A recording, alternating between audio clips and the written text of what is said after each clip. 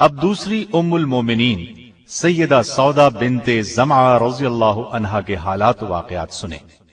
آپ کا نام سودا تھا، والد کا نام زمعہ بن قیس اور والدہ کا نام شموس بنت قیس تھا۔ قبیلہ عامر بن لوئی سے تھی۔ یہ قریش کا ایک مشہور قبیلہ تھا۔ آپ کی کنیت ام الاسود تھی۔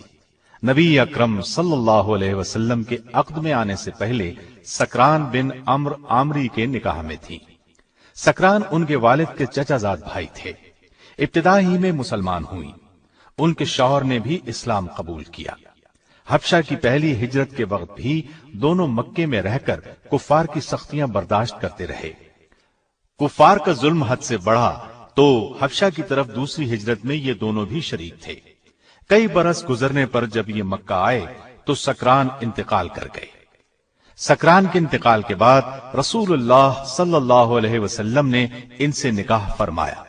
سیدہ خدیجہ رضی اللہ عنہا کے بعد آپ صلی اللہ علیہ وسلم نے دوسرا نکاح انہی سے کیا، اور یہ ایسے ہوا کہ سیدہ خدیجہ کی وفات کے بعد آپ بہت غمگین تھے، اس لیے کہ وہ ہر مشکل میں آپ کی غمگسار تھی۔ آپ صلی اللہ علیہ وسلم کی حالت دیکھ کر عثمان بن مظعون رضی اللہ عنہ کی اہلیہ سیدہ خولہ بنت حکیم رضی اللہ عنہا نے آپ کی خدمت میں حاضر ہو کر عرض کیا، اے اللہ کے رسول صلی اللہ علیہ وسلم، کیا آپ کو ایک مونس اور غمگسار ساتھی کی ضرورت ہے؟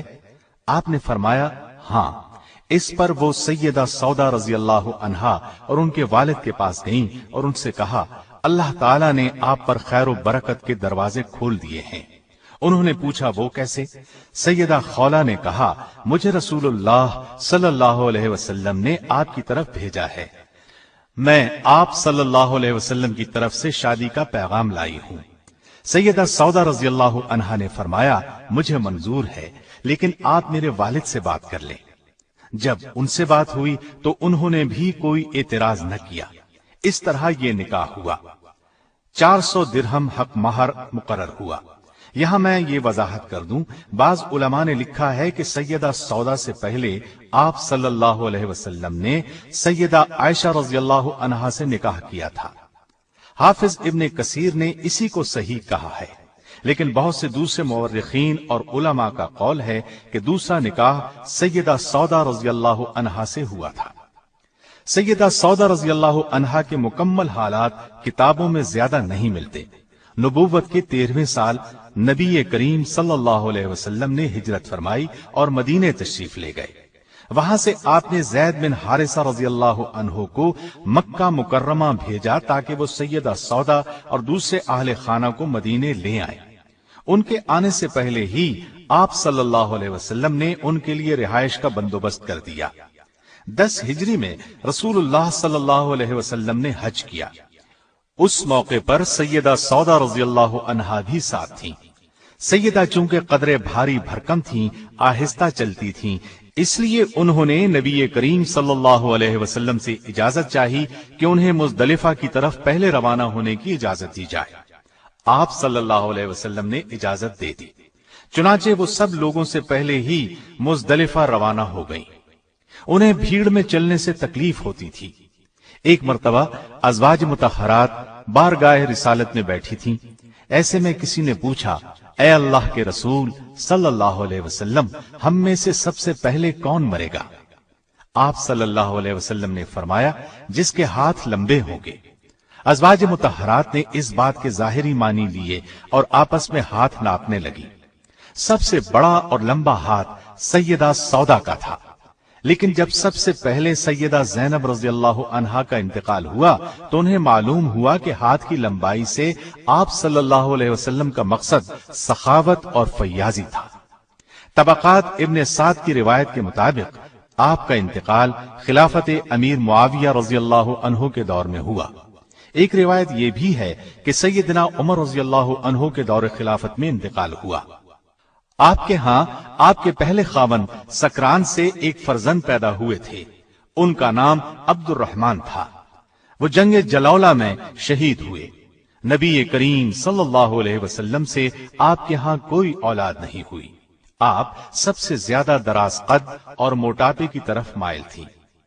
کتب احادیث میں آپ سے صرف 5 احادیث روایت کی گئی ہیں، ان میں سے ایک صحیح بخاری میں بھی ہے۔